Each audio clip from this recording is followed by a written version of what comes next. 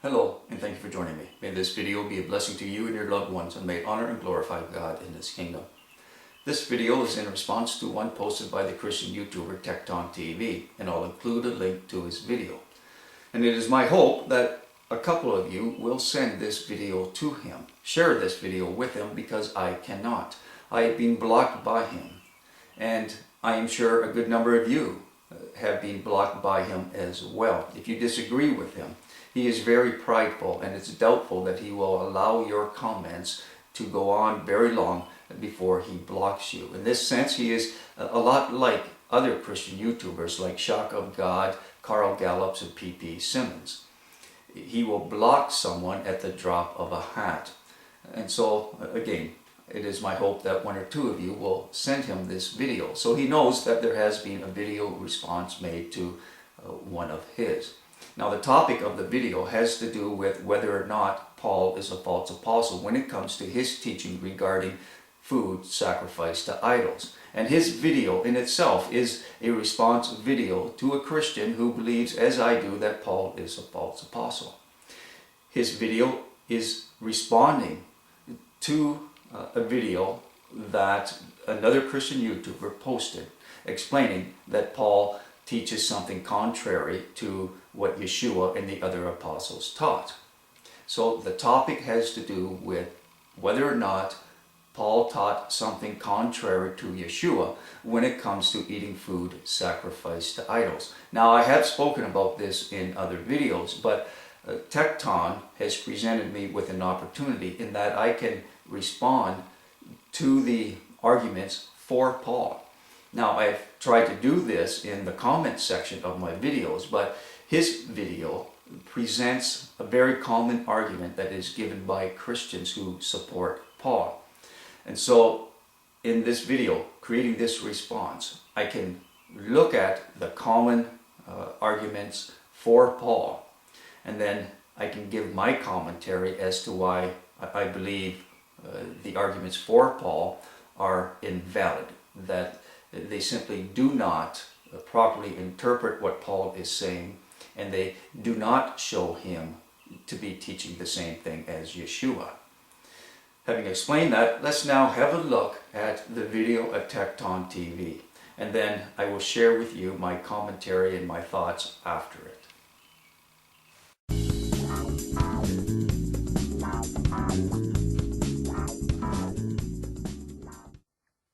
Hello everyone, this is the Apostle Paul, a servant of Jesus Christ, and I'm told some of your more, shall we say, paranoid readers of your day have accused me of immorality concerning idol meat.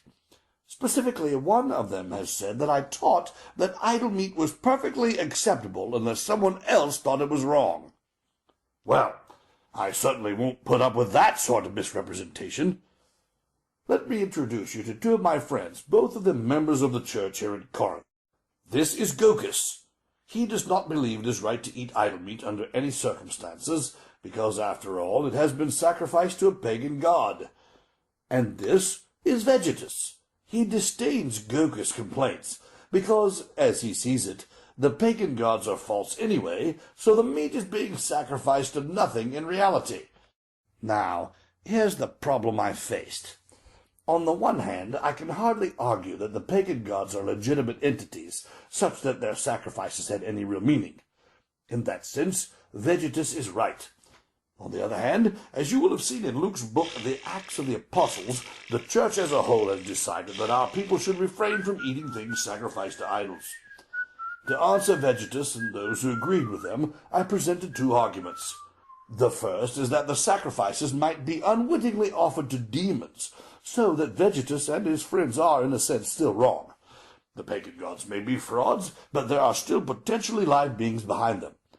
Secondly, I argue that someone like Vegetus may offend a brother like Gocus, who is weaker on this point, perhaps even causing them to apostatize. Your commentator in that time rather perversely turned my admonition around from a moral appeal for consideration for one's brothers into a libertine permission to eat idol food as long as your brothers don't see you do it. But that is not what I said at all.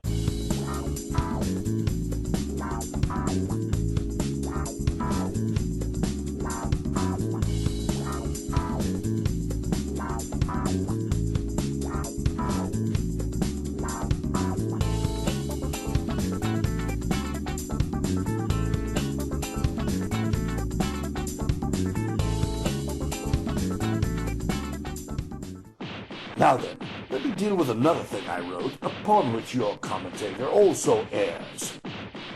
The decree our church made in Acts works under the assumption that people know what meat has been sacrificed to idols and what meat has not been. That is always true at the religious festivals the pagans hold.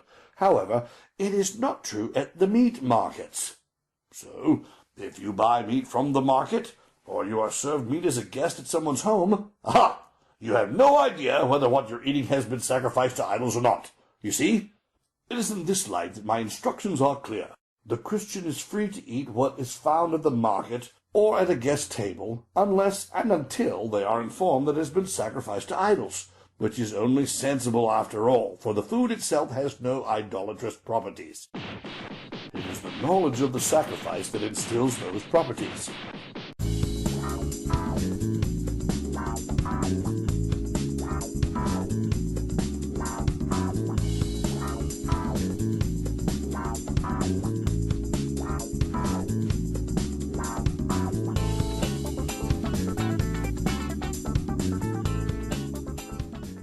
So, allow me to sum it all up for you. In the market, there simply was almost no way to tell what had and had not been offered in sacrifice to idols. Ha! Items were hardly put into bins marked, "Sacrifice to Zeus today."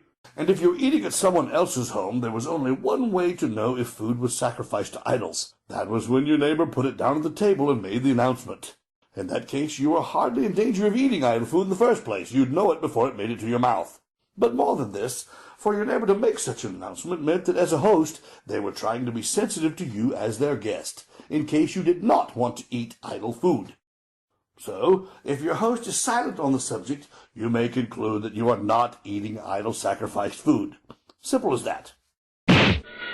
So there, I hope this has cleared up a few things and shown you that these paranoid commentators of yours are completely misreading me. Until next time, this is the Apostle Paul saying goodbye from... So there you have Tekton's interpretation and commentary on the teachings of Apostle Paul regarding food sacrificed to idols. Let's now go back to the beginning of this video and look at each point that he brings up. To answer Vegetus and those who agreed with them, I presented two arguments. The first is that the sacrifices might be unwittingly offered to demons, so that Vegetus and his friends are, in a sense, still wrong. The pagan gods may be frauds, but there are still potentially live beings behind them. Secondly, I argue that someone like Vegetus may offend a brother like Gokus, who is weaker on this point, perhaps even causing them to apostatize. Your commentator in that time rather perversely turned my admonition around from a moral appeal for consideration for one's brothers into a libertine permission to eat idol food as long as your brothers don't see you do it. But that is not what I said at all.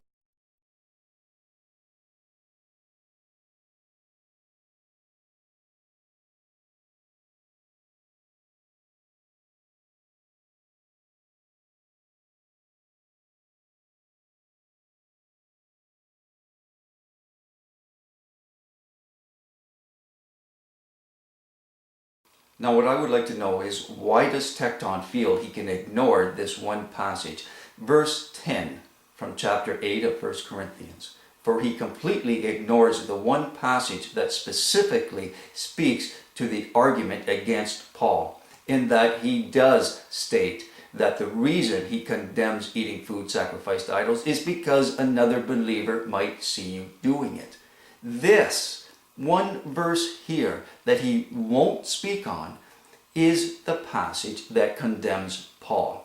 For Paul gives us an illustration or a situation of a believer being in the temple of an idol and eating food. And Paul doesn't condemn the person for actually eating the food, but rather because he might be seen by another believer and their conscience will be offended.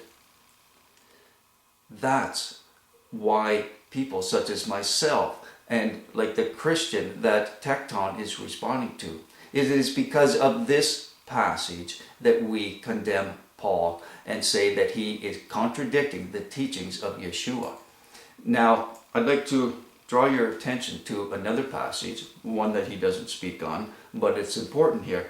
It's found in the book of Revelation, chapter 2, and it's the letter that's written to the church in Thyatira. I'm just going to read verse 20 here.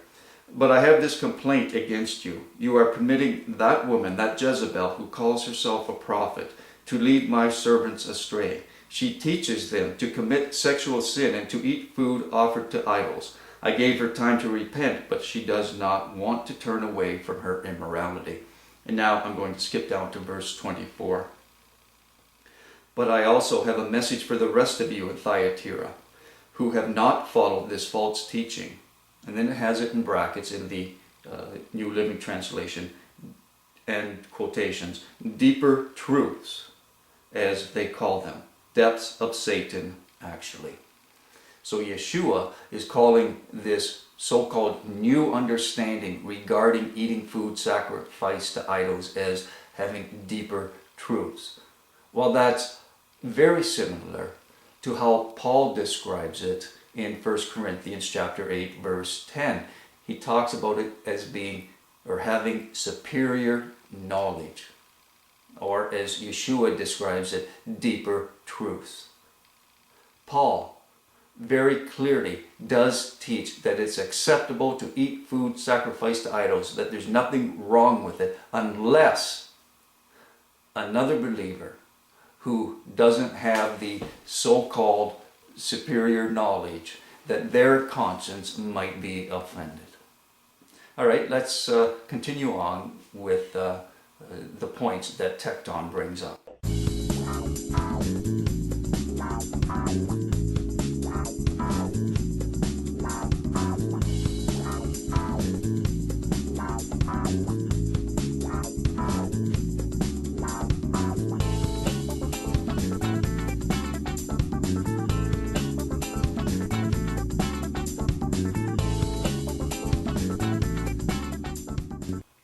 Now here we see Tekton being every bit as slippery as Apostle Paul.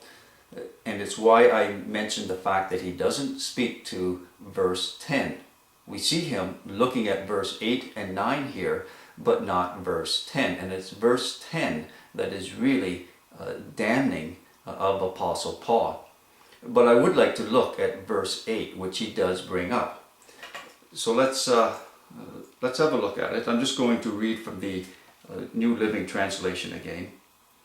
Verse 8. It's true that we can't win God's approval by what we eat. We don't lose anything if we don't eat it, and we don't gain anything if we do. Now my point I'd like to make here is that Paul speaks of two things concerning food, whether or not we eat it. But he leaves out a third very important fact. So I'm going to read that once more. It's true that we can't win God's approval by what we eat. We don't lose anything if we don't eat it, and we don't gain anything if we do. But the scenario he leaves out is that we do lose if we do eat it. If we do eat food sacrificed to idols, we do lose. We lose God's approval. He will condemn us for it because he has commanded us not to do it. Do you see how Paul does not address the actual commandment itself and the punishment for it? He does not address the situation that we will be punished and we will lose if we eat food sacrificed to idols. He skips around it. He looks at two other possibilities, but not the one possibility that we need to really be concerned with. It's very similar to what Satan did in the Garden of Eden when he asked Eve, did God really say you can't eat of any of the trees in the garden? He twisted the words of God, the commandment of God that was given to Adam and Eve.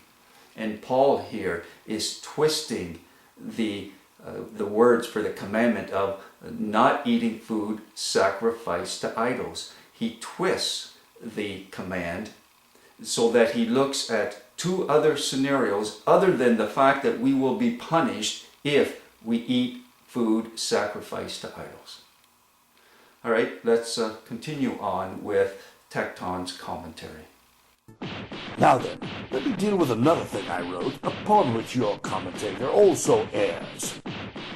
The decree our church made in Acts works under the assumption that people know what meat has been sacrificed to idols and what meat has not been. That is always true at the religious festivals the pagans hold. However, it is not true at the meat markets. So, if you buy meat from the market, or you are served meat as a guest at someone's home, aha! You have no idea whether what you're eating has been sacrificed to idols or not. You see? It is in this light that my instructions are clear. The Christian is free to eat what is found at the market or at a guest table, unless and until they are informed that it has been sacrificed to idols, which is only sensible after all, for the food itself has no idolatrous properties. It is the knowledge of the sacrifice that instills those properties.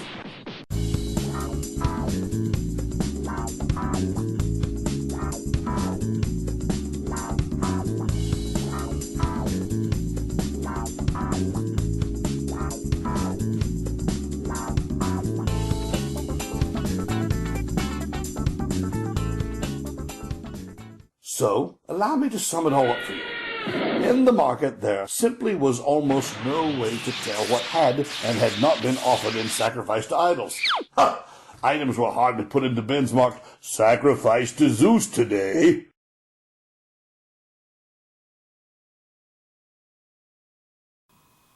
Alright, this argument coming from Tekon is probably one of the most ridiculous and one of the most foolish I've heard in support of Paul. Think about this. Tekon is trying to convince us that it would have been a difficult task to discern or to know if food had been sacrificed to an idol or not. But is there anything to back this up? What's the supporting evidence of this? I tell you, he gives none, and the reason is because he has none. Consider Paul himself just for a moment. Prior to becoming a born-again Christian, he was a Pharisee among Pharisees.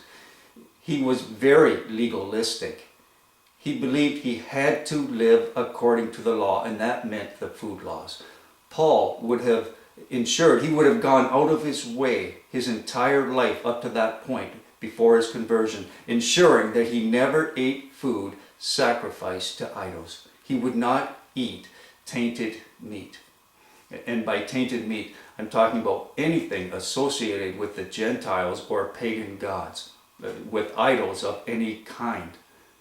So, do you think Paul had a difficult time in that part of his life?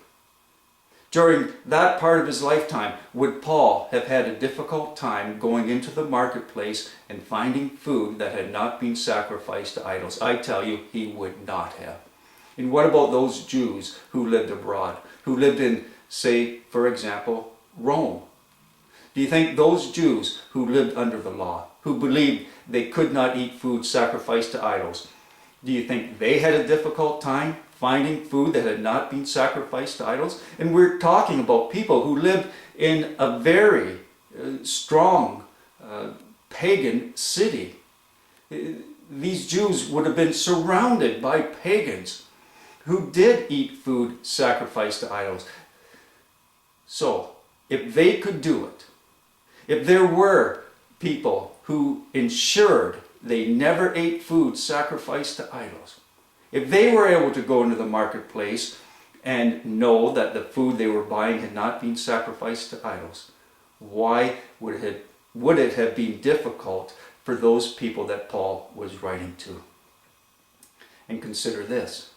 Would it not have actually been a selling feature for the food vendors to advertise that their food had been sacrificed to a particular god? If they were living in a pagan city, isn't that what the food vendors would do?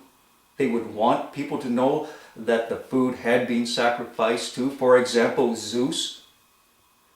So, Tekon, if you do watch this video, or if there's any of you who are able to leave comments on his video, please ask him for his supporting evidence of this. Where does he draw this conclusion from, or this assumption that it would be such a difficult task to know if the food had been sacrificed to idols or not? How is it that Jews who believed they had to live a particular way or could not eat food sacrificed to idols, how were they able to do it? All right, let's look at the final points that Tekon brings up. And as we do, what you will see is that even if he is 100% right in his interpretation of what Paul is saying, it still shows Paul to be a false apostle and a liar. So let's have a look at the final points of this video.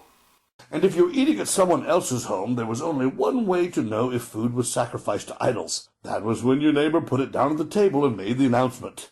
In that case, you were hardly in danger of eating idol food in the first place. You'd know it before it made it to your mouth. But more than this, for your neighbor to make such an announcement meant that as a host, they were trying to be sensitive to you as their guest, in case you did not want to eat idol food. So, if your host is silent on the subject, you may conclude that you are not eating idol-sacrificed food. Simple as that. So then, I hope this has cleared up a few things and shown you that these paranoid commentators of yours are completely misreading me. Until next time, this is the Apostle Paul saying goodbye from Corinth. Now here we see Tekon actually contradicting himself. He gives us one example of what Paul says, and according to Tekon, Paul is telling us that if a host tells us that the food has been offered to an idol, then we shouldn't eat it. But why? Why shouldn't we eat it? I mean, if there's nothing wrong with it, if there's no negative association with it, what would be the problem in eating the food that's being sacrificed to an idol? And the reason I say there's a contradiction here is because in the final example, according to Tekon, we shouldn't ask the host if the food is being sacrificed to an idol. And one of the reasons he gives is because it would be a way of a person with superior strength boasting and showing off his superior strength. Well, the only way he could do that would be if he actually ate the food that was offered to an idol. So we have an example here of someone who would eat food that is offered to an idol, but the only condemnation comes from the fact that it would be his way of that he would be boasting, but the actual act of eating the food is not condemned by Paul or by Tekon. Well, this goes against the teachings and the instructions of Yeshua and the other apostles. They gave no exceptions to the commandment. It is that we are not supposed to eat food sacrificed to idols. There are no exceptions given. You see, Paul is the only one giving an exception to the rule, saying there's really no problem with eating the food sacrificed to idols, except in this one case that you might be seen as boasting, showing off your superior power. So what we have is Paul saying that, hey, don't ask. As long as you don't ask, then there's no harm, no foul. Simply keep your mouth shut and eat what is placed before you, unless they tell you it's been offered to an idol. Well, that's not what the apostles and what Yeshua taught. They taught we should be asking, that we're not supposed to eat food sacrificed to idols. You don't try and look for a loophole that will allow you to eat it. You see, Paul had this way of thinking, as with the three monkeys. What I don't see, what I don't hear, and what I don't speak, then it's all good. See no evil, hear no evil, speak no evil. But that's contrary to what Yeshua and the other apostles taught. And this just brings me to my final point. Paul, in teaching this, contradicts Yeshua. You see, the true followers of Christ would do everything in their power to ensure they didn't eat food sacrificed to idols. This idea that don't ask and then it's acceptable, that's a lie, and that only comes from Paul. Tekon gives an example that we would be offending the person if we ask. Well, let me ask you this. Are you more worried, or should you be more worried about offending God or about offending a pagan host? Should you be more concerned about offending God or the unbeliever? My brothers and sisters, we must be concerned with who it is we offend. We should not be concerned about offending someone who would be offering food sacrificed to an idol. In fact, we shouldn't even be sitting down at the same table with them. And we find this in the teachings of Peter in the Clementine's homilies. For Peter talks about this exact same thing. Peter would not allow the mother of Clementine to eat with him until she had been baptized. And he wouldn't baptize her until she had fasted prior to the baptism. And we need to understand the seriousness of this, because Clementine and his brothers had not seen their mother for years. They, or I should say, their mother thought that they had all been killed. And so when she found them in this town, and they were overjoyed with one another, Peter still would not allow them to eat together because she had not been water baptized. She had not been conformed, if you will, or confirmed as a Christian. This is how serious Peter took things. So this idea that we could eat with non-believers and eat food that has been sacrificed to idols, and we can do it as long as we keep our mouth shut, well, this was only taught by Paul. And even if we accept the interpretation of Tekton, it still goes to show Paul to be a false apostle and a liar. All right, as always, I look forward to comments and messages. Till next time, peace and blessings.